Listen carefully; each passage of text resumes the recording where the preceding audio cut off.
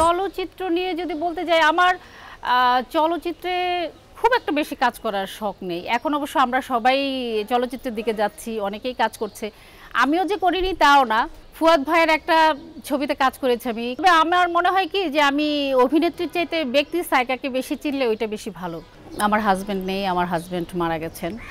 আমার 2 ছেলে, বড় ছেলে দেশের বাইরে থাকে, আমার ছেলে শেফ হয়েছে, বড় ছেলে।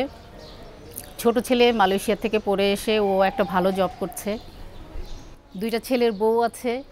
ইনশাল্লাহ খুব শীঘ্রই দাদি হব। অনেক অনেক খুশি। আমি আসলে গ্রামে বড় হইনি, পুরান ঢাকাতে আমার সব কিছু।